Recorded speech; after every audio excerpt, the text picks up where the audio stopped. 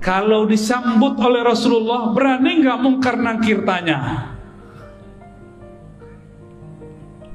Mungkar nakir langsung bilang, siap Pak Wali. Bukan wali kota, waliullah. Gak berani mungkar nakir sentuh. Kenapa? Karena dia kekasih Rasulullah Sallallahu Alaihi Wasallam. Maka yang ditanya di kubur cuma dua, mukmin munafik.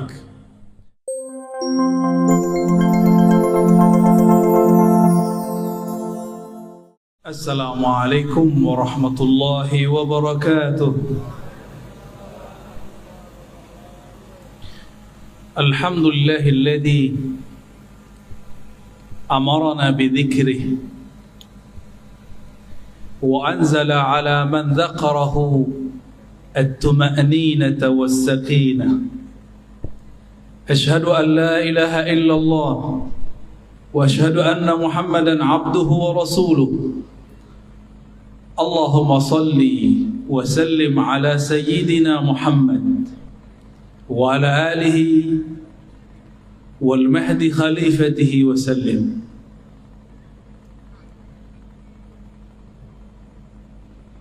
Maulana Syekh Kiai Haji Muhammad Wildan mata'allahu fi hayati, Tuan Guru Mukri Yusuf, Tuan Guru Hasanuddin, dan pemimpin kita yang kita cintai, Paman Sahbirin, ya, hafizahullah. Semoga Allah jaga beliau, diberikan sifat amanah, sifat adil, sifat rahmah. Amin ya rabbal alamin. Tadi luar biasa sekali. Ini jarang-jarang ada ijazah sanad talqin yang biasanya hanya diberikan kepada murid-murid secara tertutup.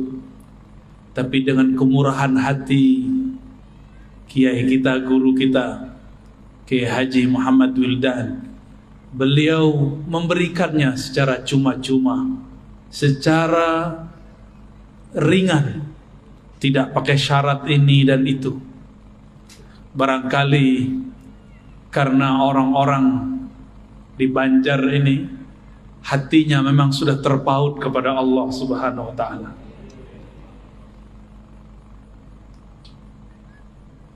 Alhamdulillah, dengan pembacaan sanad tadi, maka siapapun yang hadir, siapapun yang mengatakan qabilna, kami terima, siapapun tadi yang membaca la ilaha illallah, maka lafaz la ilaha illallah yang dia baca bersambung dengan lisan Rasulullah sallallahu alaihi wasallam.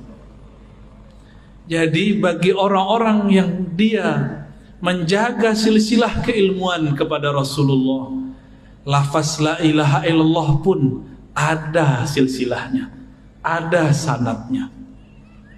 Enggak langsung baca buku, apalagi lewat YouTube, ya. Thariqat baru, Thariqat al-Youtubiyah. Di depan saya banyak ini pengikutnya, mursyidnya nggak jelas.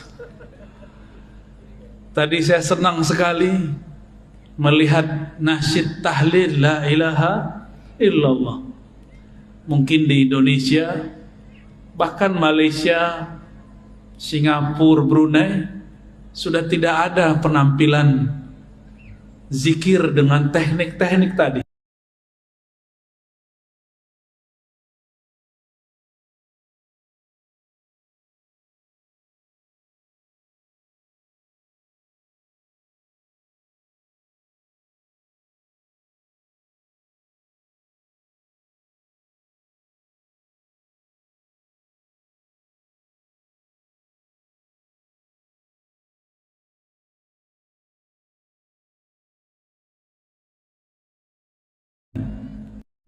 Kita boleh sebut ini seni berzikir.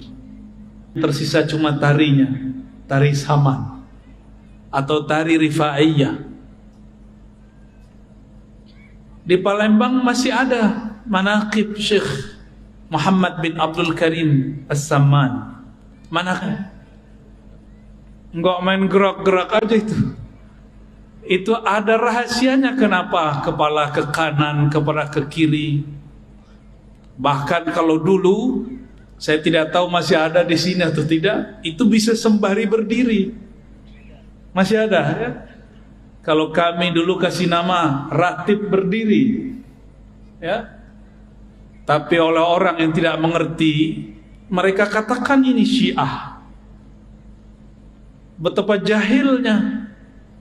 Ini ada di kalangan ulama Ahlus Sunnah, bukan dari Syiah. Syiah tiada urusan dengan thariqat zikir.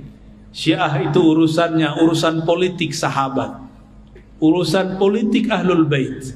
Mereka tidak urus zikir-zikir begini. Tapi benar adanya sanad kita daripada Sayyidina Ali karramallahu wajhah. Dulu di masa saya masih belia, masih kecil, umur 12 tahun, saya hadir di majelis zikir Tarekat Samaniyah.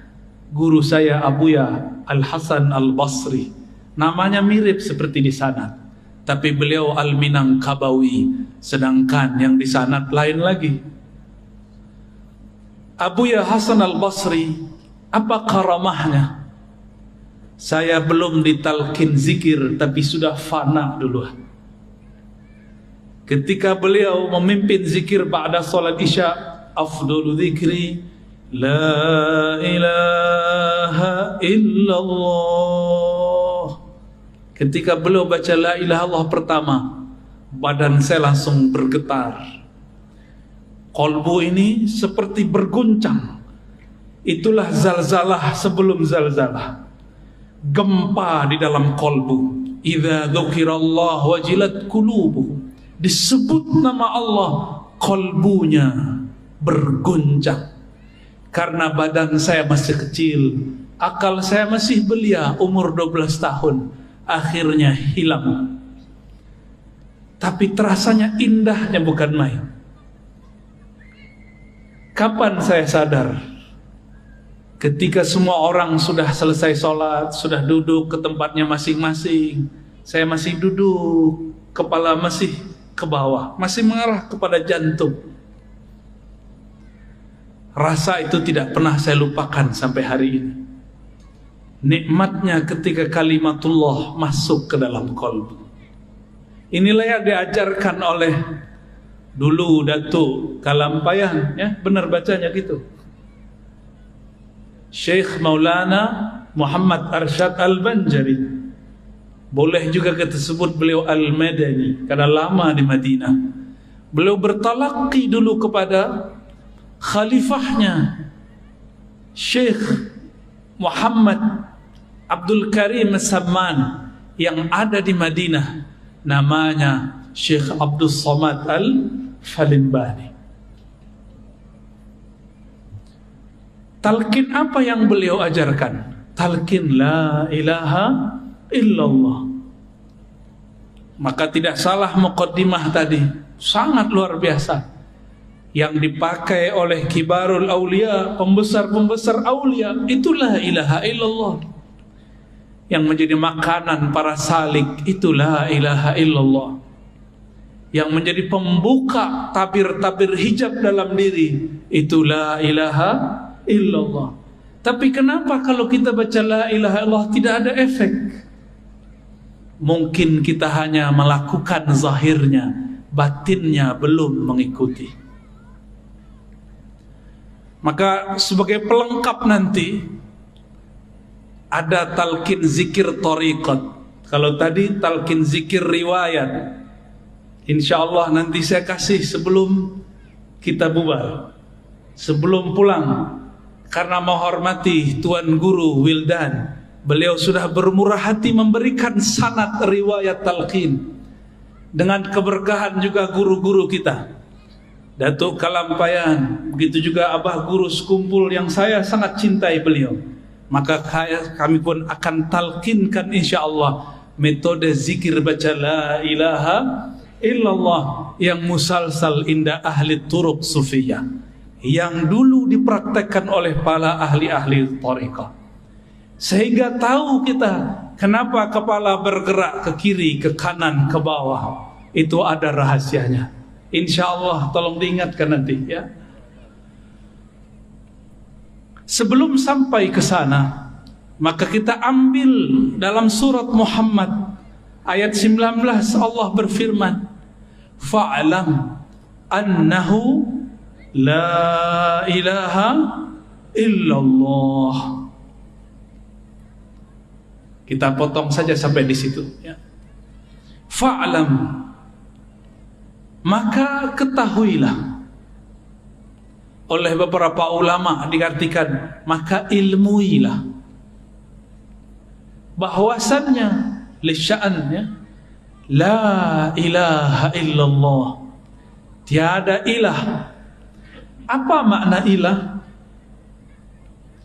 Ilah itu berarti sesuatu yang dituju, yang dimaksud.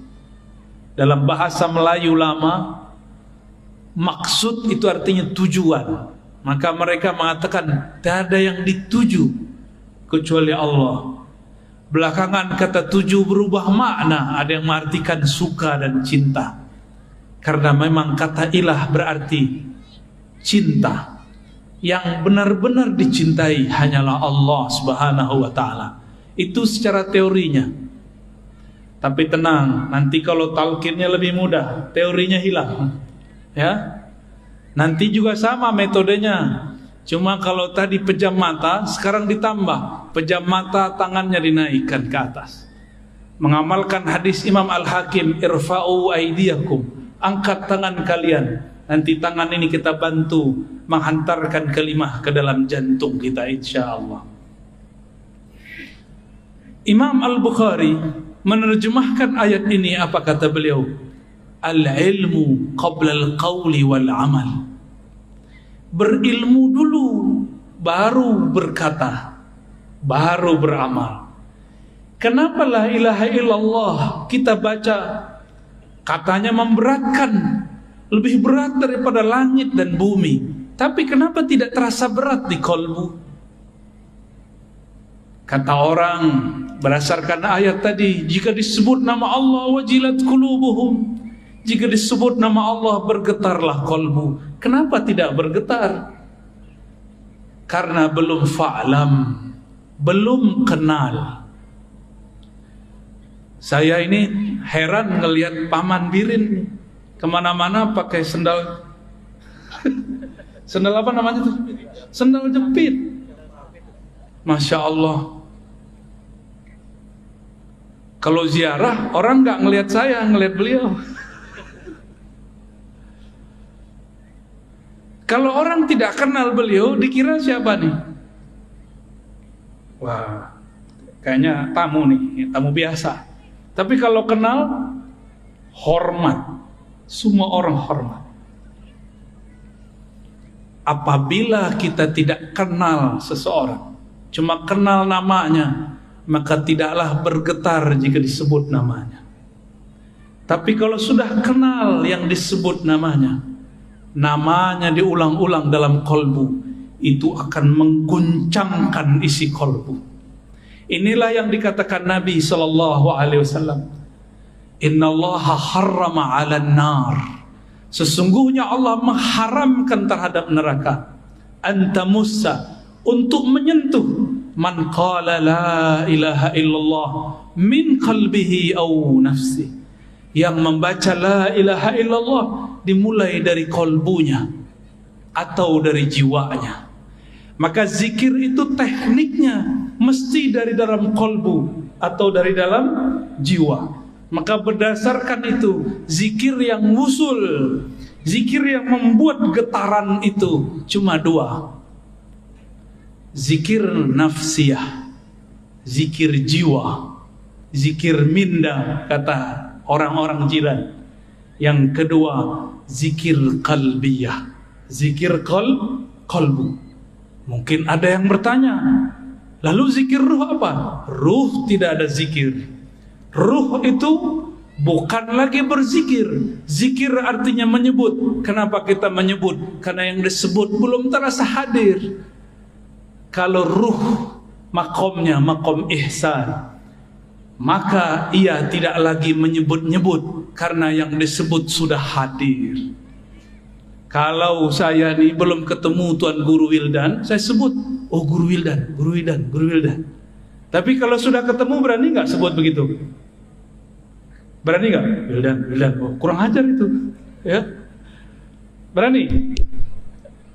Kita karena belum merasakan hadirnya Allah, maka kita sebut Allah, Allah, Allahu, Allah, Allah, Allah hak. Kita zikir begitu karena belum terasa hadir. Kita hadirkan dengan menghujam, itu belajar menyebutnya. Kalau sudah hadir, yang tadi disebut oleh Tuan Guru kita, wahdatus syuhud atau fana'us syuhud, fana adalah memandang, maka zikirnya bukan lagi menyebut, zikirnya adalah memandang. Pilih mana? Jatuh cinta seseorang, sebut-sebut nama dia, atau ketemu dia kita pandang-pandang? Pilih mana? Sebut-sebut atau pandang? Kita suka seseorang, wajahnya indah, wajahnya cantik, wajahnya gagah. Kalau sudah ketemu disebut-sebut nggak? Atau terdiam dalam memandang? Yang mana? Maka zikir orang yang hadir bukan lagi menyebut. Zikir orang yang sudah hadir adalah memandang. Lalu mendengar, dua aja, memandang, mendengar, memandang, mendengar. Tapi ternyata di atas itu ada makom lagi. Itulah makomnya Nabi. Apa makomnya Nabi? Fakana qaba qausaini aw adna. Jarak antara Nabi dan Allah ibarat dua busur atau lebih dekat dari itu. Kalau sudah dekat bisa ngobrol nah.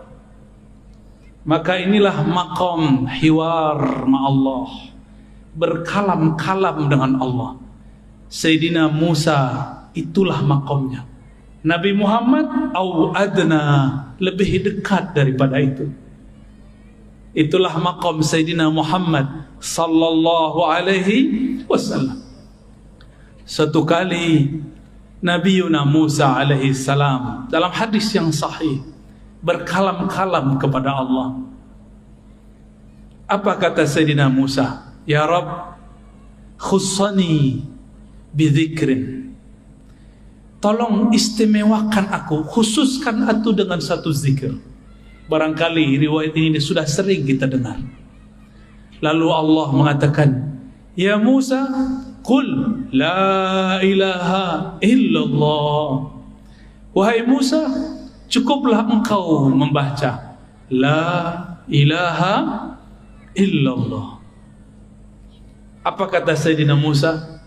Ya Rabb, ini zikir dibaca oleh orang awam ataupun khawas. Tolong khususkan aku dengan satu zikir saja. Apa kata Allah? Ya Musa, seandainya kalimah la ilaha illallah itu ditimbang dengan langit dan bumi, maka satu kalimah itu yang ikhlas lebih berat daripada langit dan bumi. Maka nanti di akhirat akan ada sekelompok orang tidak punya amal apapun, maka dia mau digiring oleh malaikat azab. Tiba-tiba Allah berkalam. Dalam riwayat Imam Tirmizi disebutkan bahwa Allah kemudian mengatakan, wahai malaikatku, bedahlah dadanya, perhatikan denyut jantungnya. Ternyata jantungnya bergetar dulu menyebut la ilaha illallah. Diambillah jantungnya itu, ditimbang dengan semua dosanya. Dalam hadis Imam Tirmizi dikatakan, dosanya sepanjang mata memandang.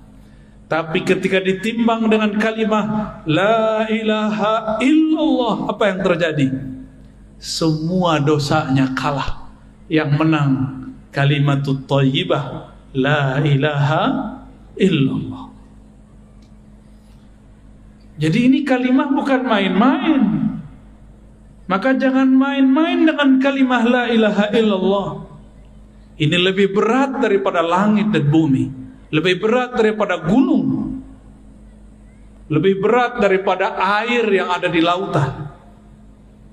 Gak ada apa-apanya. Maka Sayyidina Musa kemudian berzikir la ilaha illallah. Dalam riwayat lain, disitulah terjadi dialog panjang antara Nabi Musa dan Jibril. Beliau melihat di suatu ujung bumi, banyak sekali umat. Kata Nabi Musa, "Hai Jibril, itukah umatku?" Kata Sayyidina Jibril, "Betul." Lalu beliau diperjalankan lagi ke negeri yang lain. Maka Sayyidina Musa melihat umat yang lebih banyak daripada umatnya. Kata Sayyidina Musa, "Hei Jibril, itu umat siapa? Umatku juga?" Nabi Musa sudah gak yakin, karena umatnya banyak dulu ingkar. Kata Sayyidina Jibril, "Wahai Musa, itu umat akhir zaman." Kita di akhir zaman bukan? Di akhir zaman. Namun Nabi Musa kepedean. Bril, itu umat saya bukan? Saya enggak yang jadi nabinya. Nabi Musa sama Jibril itu udah kayak orang kenalan, bro panggilnya. Bro Jibril, itu umat saya bukan? Bukan, kata Jibril. Oh, kok bukan saya jadi umatnya? Kata Sayyidina Jibril alaihissalam, itu umat akhir zaman. Kalau gitu, saya aja jadi umat akhir zaman. Maka memintalah Sayyidina Musa, "Ya Allah, jadikan aku nabi umat akhir zaman." Apa kata Allah? "La ya Musa." Tidak, wahai Musa. Nabi akhir zaman itu Muhammad sallallahu alaihi wasallam. Disitulah beliau angkat tangan, "Ya Rabb, kalau begitu jadikan aku salah satu dari umat akhir zaman, umat corona." Ya. Jadi jangan sedih jadi umat corona, nikmati. Inilah dulu yang diminta oleh Sayyidina Musa. Di akhir zaman ini semua bala bencana ada, banjir ada. Ini Banjar lagi panen banjir, Pak Gubernur. Kita berdoa semoga segala Allah selesaikan. Nanti diberikan jalan insyaallah. Amin ya rabbal alamin. Siapa yang terkena musibah semoga tetap bersabar. Innallaha ma'ana. Itu Nabi Musa. Dulu pernah doa enggak? Ya Allah, dulu di alam sana pernah doa enggak? Gak ingat kan? Gak ada yang ingat, saya juga gak ingat. Tapi sebenarnya kita dulu semuanya berdoa. Dulu di alam arwah semua kita dulu berdoa. Ya Rabb, jika Engkau utus kami, lahirkan kami dengan jasad fisik, lahirkan kami sebagai umat Ahmad. Dulu sudah ada namanya Ahmad, memancar darinya yang disebut Nur Muhammad sallallahu alaihi wasallam. Mirip-mirip seperti tadi lingkaran tadi. Persis seperti itu. Di tengahnya ada Ahmad. Lalu ada lingkaran pertama, lingkaran kedua. Begitulah terus sampai 124.000. 124.000 inilah mereka semuanya meminta agar menjadi umat Nabi Muhammad sallallahu alaihi wasallam. Sang Ahmad ketika dilahirkan menjadi Muhammad. Lalu selebihnya ada semua para nabi, para rasul, jumlahnya berapa? 124.000. Ini tadi berapa nih Pak Kiai jumlahnya? 200. Bisa dibayangkan 124.000 cahaya mengelilingi Sang Ahmad dengan cahayanya Nur Muhammad sallallahu alaihi wasallam. Maka siapa yang memandang Ahmad saat itu, lalu dia cinta, dia dilahirkan oleh Allah sebagai Habib, zuriat Rasulullah SAW. Siapa yang kenal Ahmad, maka dia dilahirkan oleh Allah sebagai ulama. Siapa yang cinta dan kenal, jadilah dia Habib perseorang alim. Udahlah Habib, dia alim pula. Itulah sejarahnya di alam dulu sebelum kita ada di alam ini. Jadi bukan sembarangan kok ada Habib terlahir Habib, kok ada Kiai, Gus, alim terlahir sebagai orang alim. Bukan sembarangan, itu adalah sejarah yang berulang. Semua para nabi berdoa jadi umat Nabi Muhammad, tapi yang terzahirkan dalam riwayat cuma 12. Apakah itu terwujudkan? Coba perhatikan kisah daripada Isra baginda Nabi Muhammad sallallahu alaihi wasallam. Di ujung Isra beliau diperintahkan jadi imam, benar kan? Di belakangnya semua para nabi, bukan?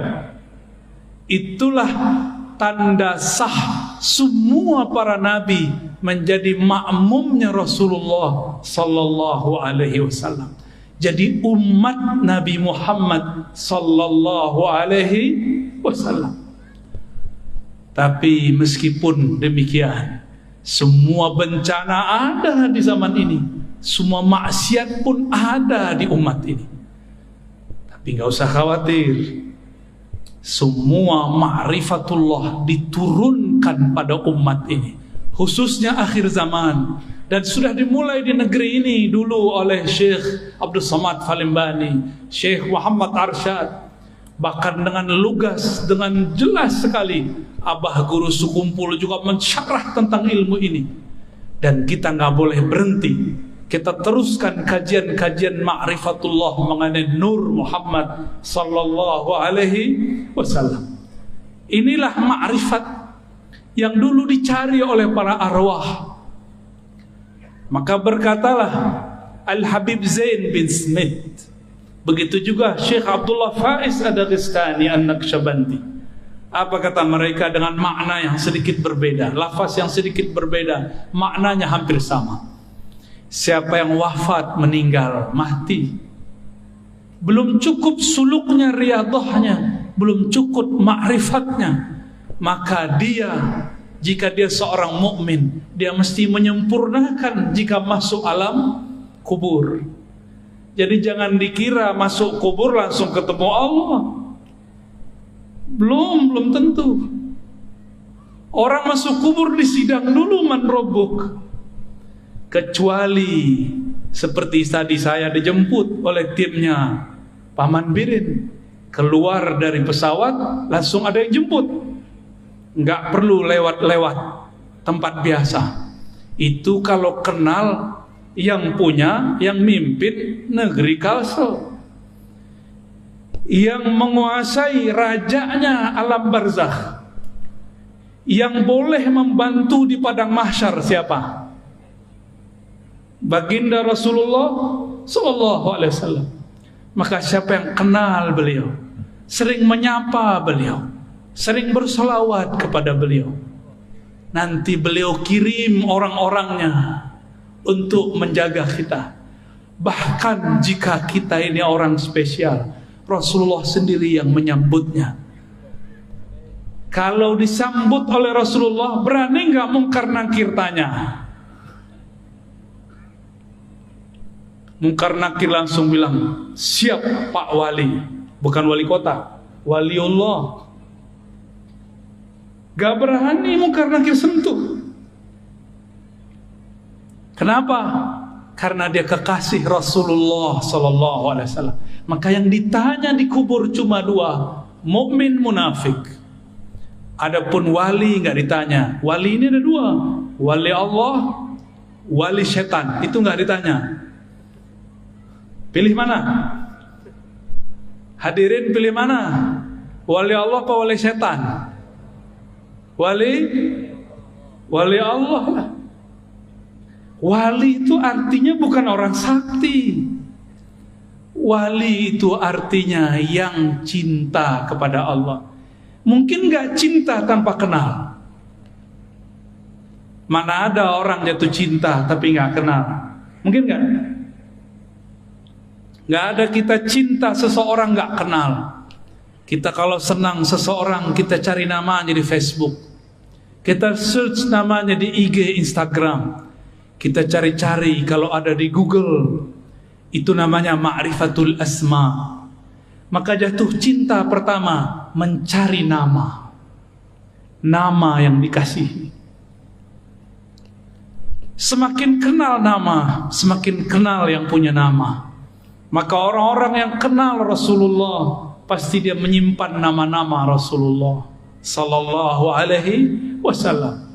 Oleh karena itu ulama kita dulu buat kaligrafi indah mengenai nama-nama. Ditulis dengan sangat bagus dalam kitab-kitab salawat. Dipelajari, disyarah oleh ahli-ahlinya. Karena kenal Rasulullah dimulai dengan kenal nama. Begitu juga kepada Allah. Siapa yang kenal kepada Allah, maka kenalnya, mengertinya dengan nama-nama lebih banyak daripada yang tidak mengerti. Minimal kalau mau menjadi wali Allah level pertama, kuasai dulu ilmu ma'rifatul asma'il husna, ilmu mengenal asma'ul husna. Maka harus ada majlis syarah al asma'ul husna. Saya lihat ada beberapa ulama di sini yang mensyarah itu. Semoga tambah banyak. Tambah banyak. Mungkin sebagian ahli hikmah menggunakan kata-kata asma untuk jadi wirid dengan angka-angka tertentu. Itu kalau mau jadi ahli hikmah. Tapi kalau para pecinta dia tidak perlu angka-angka. Disebut saja nama Allah. Sebut saja Rahman, Rahim. Namun kalau ingin belajar ilmu angka, ada ilmunya, disebut ilmu hurufi wal a'dad, ya. Ilmu huruf, ilmu hurufi wal a'dad, dan itu ada.